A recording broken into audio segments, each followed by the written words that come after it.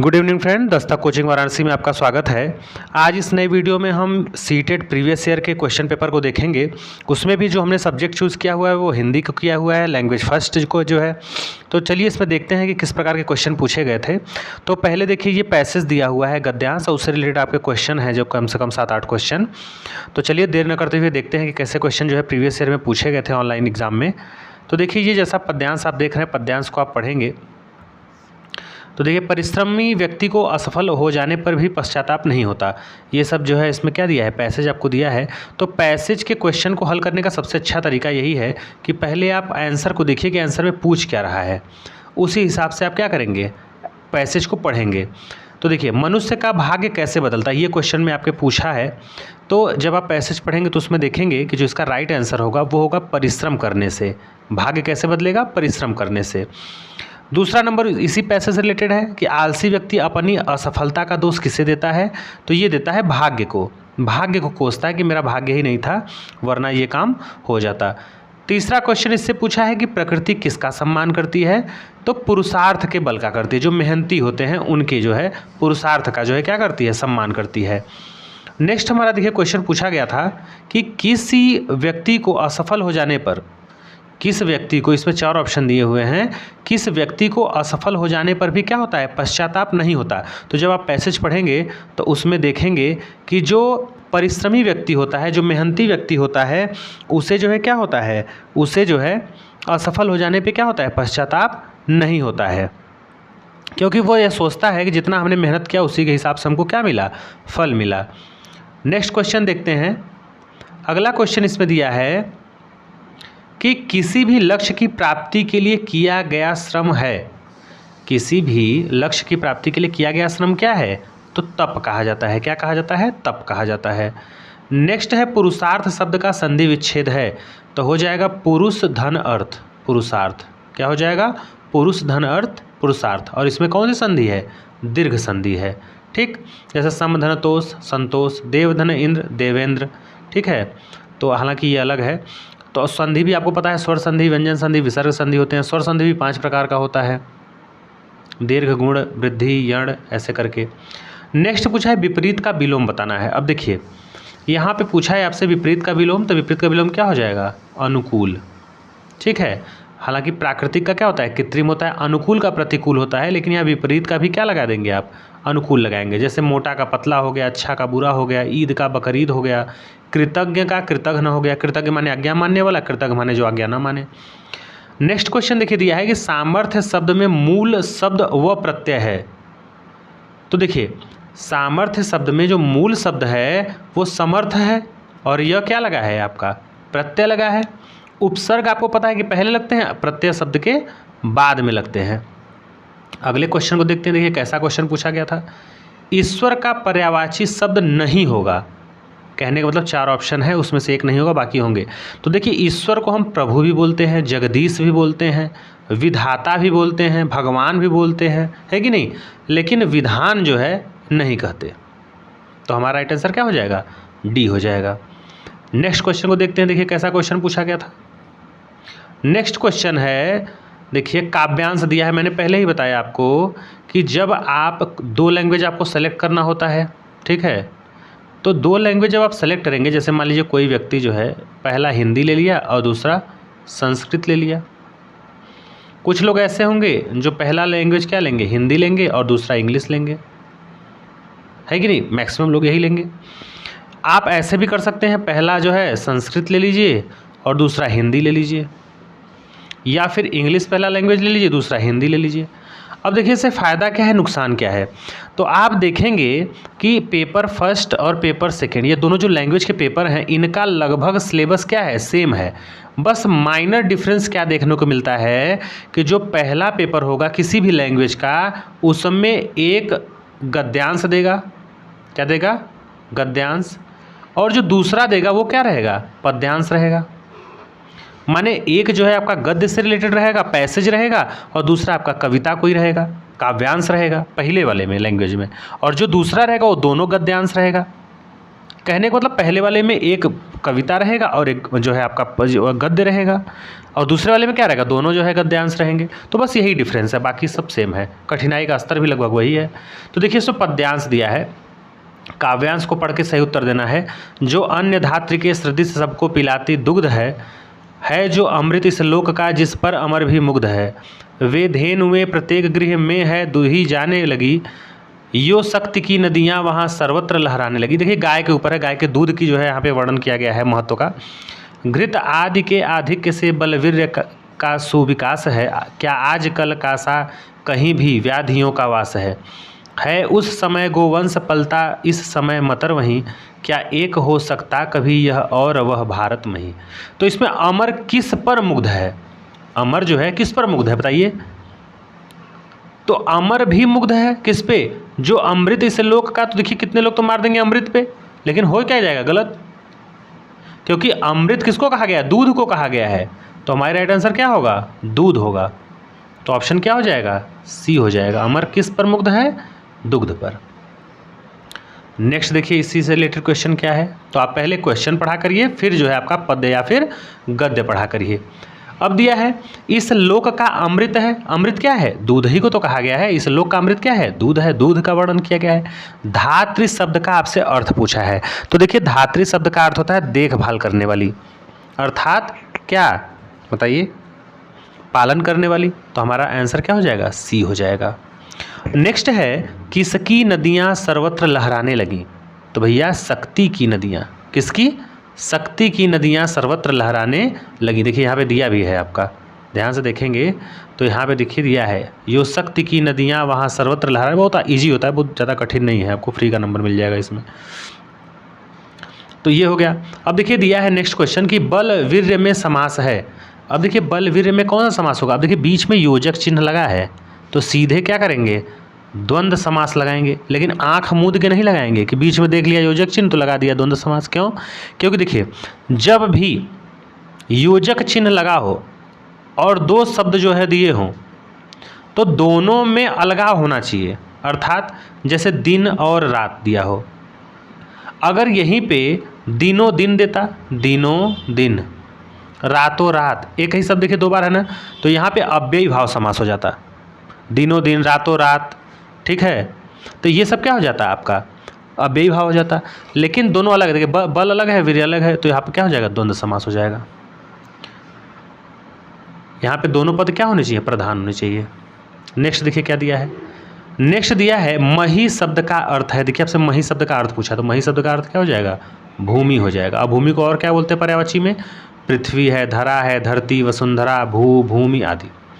Next दिया है देखिए कि निम्नलिखित में से किस शिक्षण शास्त्र का अर्थ है कि बच्चों के अनुभव, उनकी बात तथा उनकी सक्रिय भागीदारी को प्रमुखता देनी चाहिए। इस प्रकार के शिक्षण शास्त्र के लिए बच्चों के मनोवैज्ञानिक विकास तथा रुचियों को ध्यान में रखकर अधिगम की योजना बनानी चाहिए। तो देखिए इसमें कह रहा है किस प्रकार के शिक्षण शास्त्र में क्या करना चाहिए, बच्चों के अनुभव, उनकी बातों को, उनकी सक्रिय भागीदारी को क्या करना चाहिए, तवज्जो देनी चाहिए, प्रमुखता देनी चाहिए। तो भैया क्या शिक्षार्थी केंद्रित में, शिक्षक केंद्रित में, बाल केंद्रित में या विस्तारवादी में। तो आपको पता है राइट आंसर बाल केंद्रित। एनसीएफ भी कहता है 2005 कि शिक्षा जो है बाल केंद्रित होनी चाहिए, बालक के ही इर्द गिर्द होनी चाहिए, बालक के जीवन से जुड़ी होनी चाहिए और सारा कुछ क्या हो, बालक के ही रूप अनुसार हो, रुचि के अनुरूप हो जो है। तो यहाँ पे क्या हो जाएगा राइट आंसर बाल केंद्रित। बाल केंद्रित क्या है, पॉजिटिव टैग वर्ड है। नेक्स्ट है समालोचनात्मक शिक्षण शास्त्र दृढ़ता से किस बात में विश्वास करता है। बच्चे विद्यालय के बाहर जो कुछ भी सीखते हैं वो अप्रासंगिक है, क्या इस विश्वास करता है, नहीं। शिक्षार्थियों के अनुभव तथा दृष्टिकोण महत्वपूर्ण है, इस बात को क्या करता है, तवज्जो देता है या मानता है। शिक्षक को सदैव कक्षा निर्देशों में आगे रहना चाहिए, ये भी नहीं। शिक्षार्थियों को स्वतंत्र रूप से तर्क करने की आवश्यकता है, ये रहता तो सही रहता, लेकिन नहीं लगाया तो ये भी क्या हो जाएगा, गलत हो जाएगा। इस प्रकार हमारा राइट आंसर क्या हो जाएगा, बी हो जाएगा।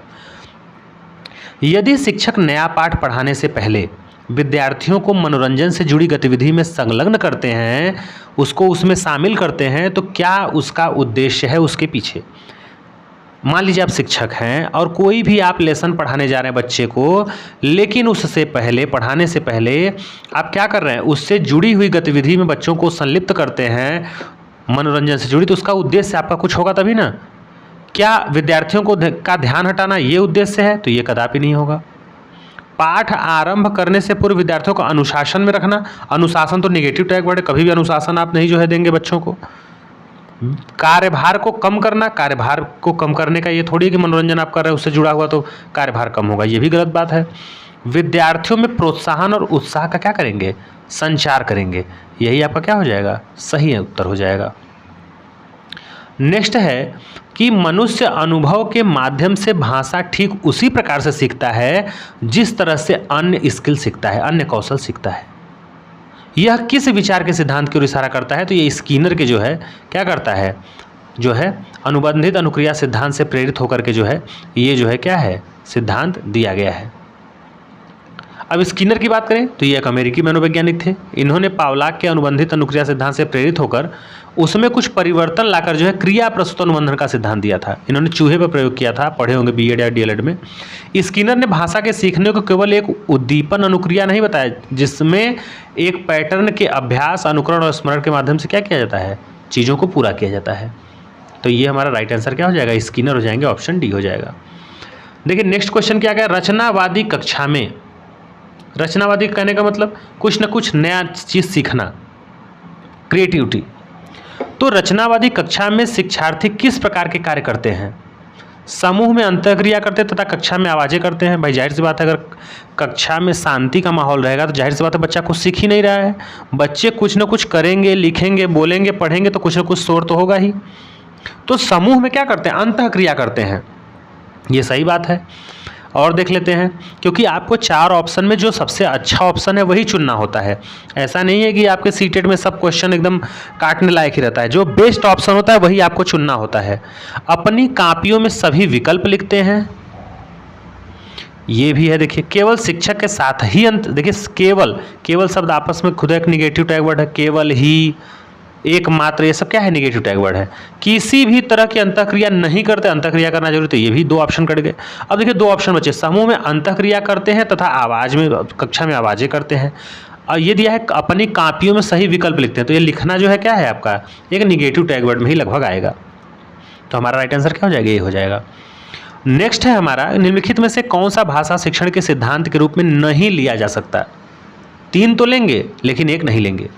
चयन तथा श्रेणियों में बांटना, ये कभी नहीं लेंगे आप। मेरिट के आधार पे, अलग अलग विशिष्टता के आधार पे आप बच्चों को नहीं बांट सकते। अधिक से अधिक अवसर देना, क्या ये जो है भाषा शिक्षण के सिद्धांत के रूप में नहीं ले सकते हैं, बताइए? तो ये भी आप ले सकते हैं। एकीकृत तरीके से शिक्षण, ये भी हो सकता है, लेकिन विशिष्ट रूप से पठन कौशल पर ही बल देना, ये आपका क्या होगा, नहीं हो सकता है। तो ये एक निगेटिव टैग वर्ड है, बाकी क्या है, सब पॉजिटिव है। नेक्स्ट क्वेश्चन देखिए इधर दिया है कि भाषा पढ़ाते समय विद्यार्थियों की प्रतिभागिता को बढ़ाने के लिए कौन सा सबसे अच्छा अप्रोच होगा? क्या पढ़ाते समय, भाषा की बात हो रही है, देखिए लैंग्वेज की, और किसको, प्रतिभागिता को, जो पार्टिसिपेट कर रहे हैं बच्चे। क्या संरचनात्मक उद्गम, संप्रेषणात्मक, व्याकरण अनुवाद या फिर निमज्जन विधि? तो सबसे अच्छा भाषा के लिए क्या है, कम्युनिकेशन ही तो होता है। कम्युनिकेशन क्या होता है, अपनी बात को दूसरे लोगों तक पहुंचाना, अगला समझ जाए कि आप उससे कहना क्या चाहते हैं। तो संप्रेषण के माध्यम से ही तो करेंगे, तो ऑप्शन क्या हो जाएगा, बी हो जाएगा सबसे उपयुक्त। नेक्स्ट देखते हैं क्या दिया है, सहपाठी एक दूसरे के प्रति स्वीकृति का भाव रखें। जो सहपाठी हैं आपके, जो कलीग हैं, वह एक दूसरे से क्या रखें, के प्रति स्वीकृति का भाव रखें। इसके लिए किस तरह का वातावरण होना चाहिए क्लास का? विविधता वाले शिक्षार्थियों वाली समावेशी कक्षा, देखिए समावेशी कक्षा एक अपने आप में पॉजिटिव टैग वर्ड है।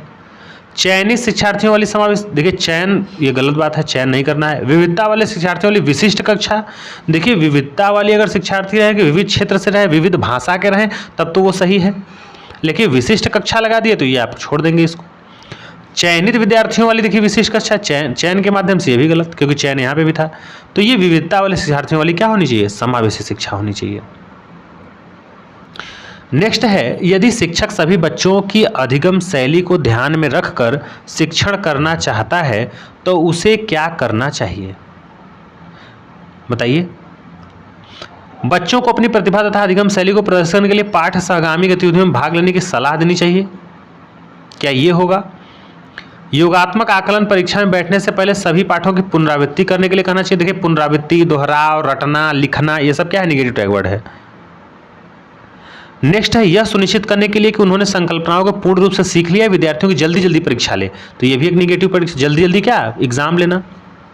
ये दो तो आप ऑलरेडी कट गया।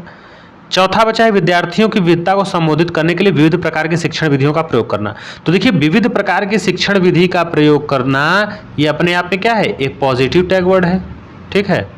और यहाँ पे क्या दिया था, बच्चों को अपनी प्रतिभा तथा अधिगम शैली को प्रदर्शन के लिए पाठ सहगामी गतिविधियों में भाग लेने की सलाह देना। तो इन दोनों में सबसे बेटर आंसर क्या है, डी है। तो हमारा डी क्या हो जाएगा, राइट जवाब हो जाएगा। नेक्स्ट दिया है, निम्नलिखित में से कौन सा उपचारात्मक जो है शिक्षण का उद्देश्य नहीं है। मतलब 3 है उपचारात्मक का, एक नहीं। अब देखिए, एक होता है निदानात्मक, एक होता है उपचारात्मक। निदानात्मक मतलब जैसे आपको कोई बीमारी हो जाती है, बुखार आ गया तो आप क्या करते हैं, ब्लड टेस्ट कराते हैं, या कोई रोग हो जाता है तो रोग की जांच करवाते हैं, सीटी स्कैन करवाते हैं, एक्सरे करवाते हैं। तो ये जो कराते हैं जहाँ पे, उसको डायग्नोसिस बोलते हैं, निदान उसको बोलते हैं, निदान केंद्र। निदान करने का मतलब होता है आपकी समस्या का पता लगाना कि आखिर में त्रुटि हो क्यों रही है, किस वजह से हो रही है। और उपचारात्मक का मतलब क्या है, जब निदान हो जाएगा तभी ना उपचार होगा। उपचार का मतलब उस चीज की खामी को पाटना, या उस चीज को दुरुस्त करना, उस चीज को सही करना। तो इसमें यही कह रहा है, उपचार की बात कर रहा है कि कौन सा उपचारात्मक शिक्षण का उद्देश्य नहीं है। अप्रभावकारी आदतों को हटाना, ये तो है। जो कारक प्रभावकारी नहीं है वो जो है आपको हटाना। उन भाषा तथ्यों को दोबारा पढ़ाना जो उन्होंने सही तरह से नहीं सीखे हैं। तो जाहिर सी बात, जो नहीं सीखे हैं उसको दोबारा पढ़ाइए। शिक्षार्थियों को अच्छी तरह से रटाना, क्या ये सही है? अपने आप में खुद बताइए आप। शिक्षार्थियों को आप अच्छी तरह से रटाएंगे तो रटना तो अपने आप में जो है निगेटिव टैग वर्ड है। तो ये ऑलरेडी यही निगेटिव पूछा है और निगेटिव यहाँ मिल भी रहा है। इसको भी देख लीजिए। उद्दीपन उपागमों के साथ शिक्षार्थियों में अधिगम के लिए रुचि जागृत करना, इंटरेस्ट पैदा करना। तो ये अपने आप में पॉजिटिव टैग वर्ड है। तो ऑप्शन डी सी क्या हो जाएगा, हमारा राइट आंसर हो जाएगा। नेक्स्ट देखिए, इसमें दिया है कि निम्नलिखित में से कौन सी भाषा की कक्षा में, जो लैंग्वेज क्लास है, सबसे अधिक या सबसे अच्छी विधि है। कौन सी शिक्षण विधि? अगर आप भाषा की क्लास में पढ़ा रहे हैं तो सबसे अच्छी शिक्षण विधि क्या है? शुद्ध उच्चारण पर बल देना, पुस्तक की पाठ्य सामग्री को सस्वर पढ़ना, शुद्ध उच्चारण तथा भावों के साथ पढ़ने पर बल देना, और लास्ट है शिक्षार्थियों की रुचि के विषय पर चर्चा करना। देखिए रुचि पर चर्चा करना, ये अच्छा जो है वर्ड है, तथा विषय वस्तु संबंधित शब्द संपदा पर ध्यान देना।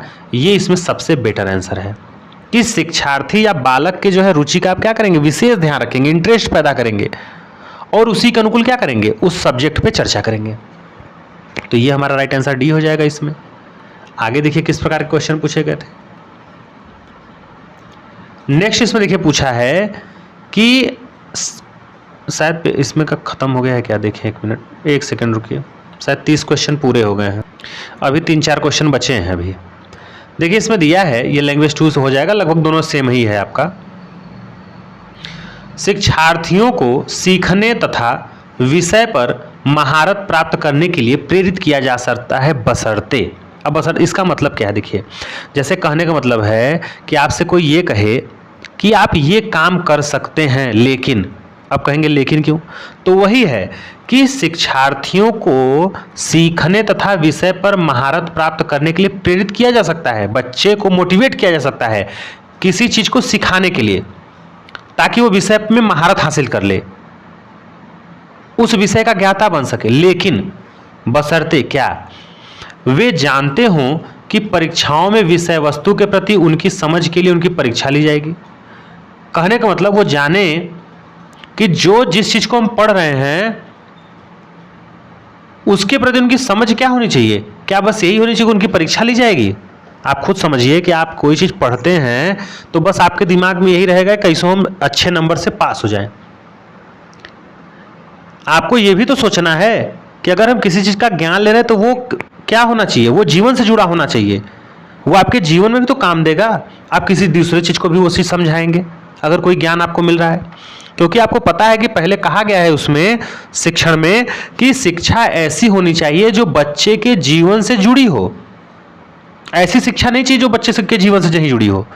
तो वो कैसे महारत हासिल कर सकता है? बशर्ते क्या कि वह केवल परीक्षा के लिए पास करे, तो ये तो गलत हो जाएगा।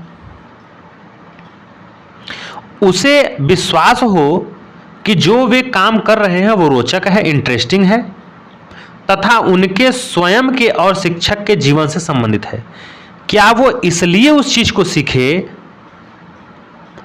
कि उसे विश्वास हो जाए कि वह जो कर रहा है वह इंटरेस्टिंग है और उसके और शिक्षक के जीवन से वो चीज क्या है? संबंधित है। क्या ये है? एक ऑप्शन इसको भी ले लेते हैं, मान लीजिए, देखें जो बेटर लगेगा।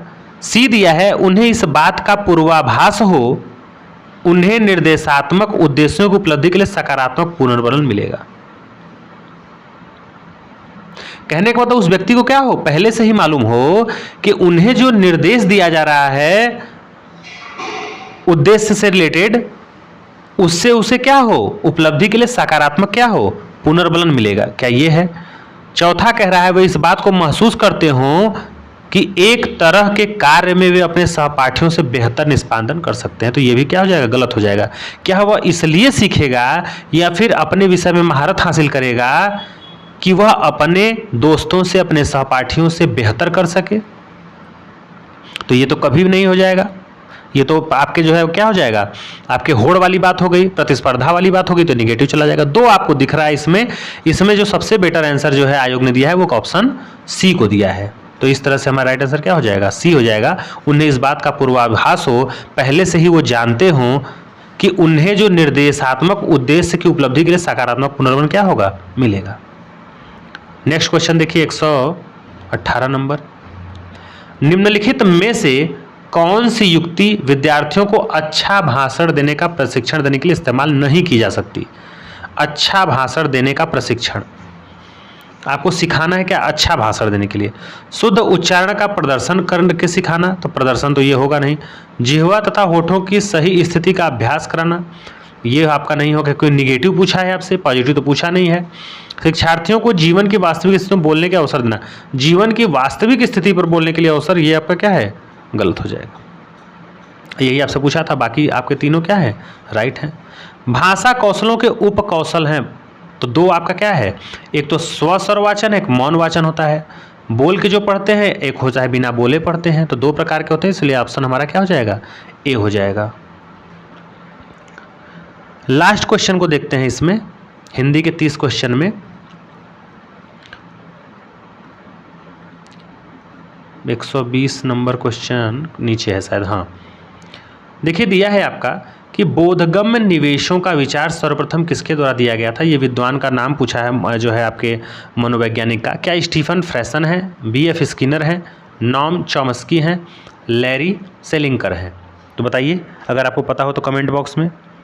तो इसका जो राइट आंसर होगा वो होगा स्टीफन क्रैसन, क्योंकि आप देखेंगे तो जो स्टीफन क्रैसन हैं इन्होंने ही सर्वप्रथम क्या दिया था? बोधगम्य निवेशों का विचार दिया था।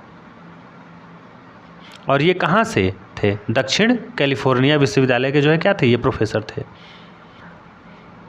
तो ये था जो है हिंदी के 30 क्वेश्चन जो है, इसमें आप देखे थे पेडागॉजी भी था, नॉर्मल क्वेश्चन भी थे संधि उपसर्ग से रिलेटेड।